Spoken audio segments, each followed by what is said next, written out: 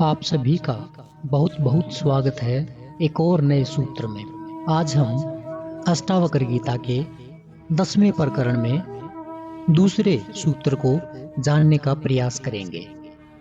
इस सूत्र में अष्टावक्र जी कह रहे हैं, मित्र, खेत, धन, मकान, स्त्री और भाई आदि संपदा को तू स्वपन और इंद्रजाल के समान देख, जो 3 या 5 दिन ही टिकते हैं।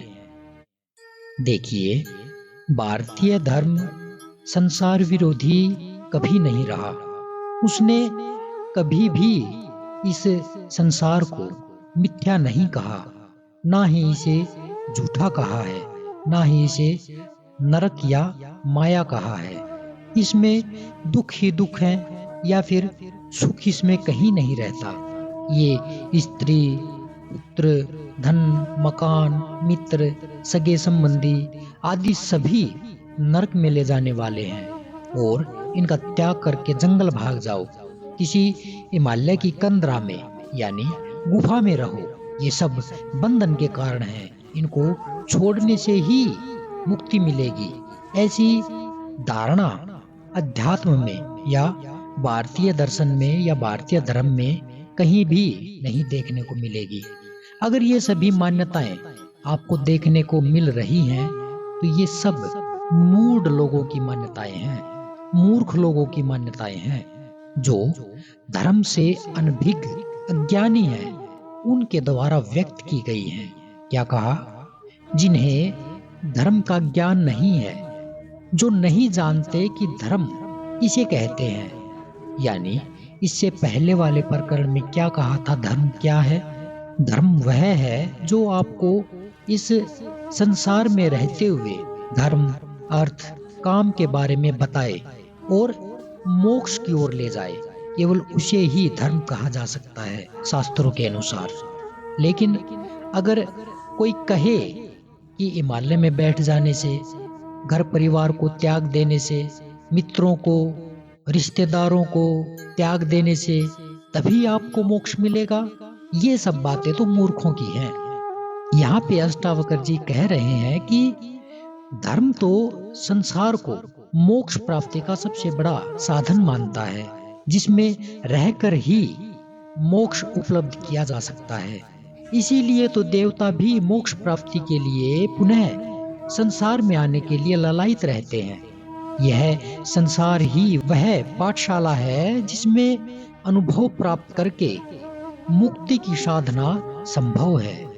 किंतु इसमें आकर यदि इस भोगवादी दृष्टि के कारण मनुष्य अपनी कामना के चलते इस संसार को देखता है, अपनी वासना पूर्ति के लिए इस संसार को देखता है, तो उस मनुष्य का पतन होगा ही। उसे कोई नहीं रोक सकता। इसलिए अगर निंदा करनी है तो इस संसार की नहीं करनी, बल्कि उस मनुष्य के भीतर बैठी वासना, तृष्णा, अहंकार और कामना की करनी है। ऐसा नहीं है कि आप संसार में जो दिख रहा है उसकी निंदा करते रहें कि ये नहीं होना चाहिए, वो नहीं होना चाहिए, उसका आना व्यर्थ है, उसका जाना व्यर्थ है। नहीं, ये सब मन के जाल हैं। इसे ही अष्टावक्र जी यहाँ पे इंद्रजाल कह रहे हैं। कह रहे हैं कि जो ये संसार है ना, इसके भीतर जो आप देख रहे हो, आप जिसे भोग रहे हो, आप जिनसे अपने रिश्ते नाते जोड़े बैठे हो, वो सारे के सारे क्षणिक हैं। वो ज्यादा देर टिकने वाले नहीं हैं, वे शाश्वत नहीं हैं।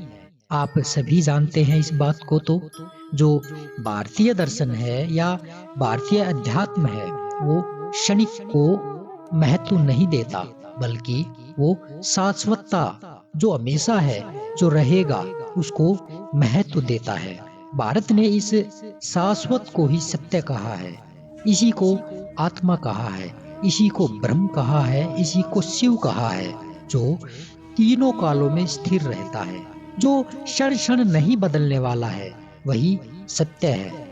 इसी कारण अष्टावक्र जी कह रहे हैं कि जैसा स्वप्न में सब कुछ दिखाई देता है, किंतु उसके टूटने पर सारा विलुप्त हो जाता है। ठीक ऐसे ही इंद्रजाल में कई वस्तुएं भ्रम के कारण दिखाई देती है किंतु वो होती नहीं। जैसे ही भ्रम टूटता है सत्यता सामने होती है। इसी प्रकार मोक्ष की इच्छा करने वाले को इस संसार को स्वप्न और इंद्रजाल के समान देखना चाहिए, उसके समान मानना चाहिए। क्योंकि ये जो मित्र हैं, खेत हैं, धन है, मकान है, स्त्री, भाई, ये सब के सब जितनी भी संपदाएं हैं ये थोड़े समय के लिए हैं।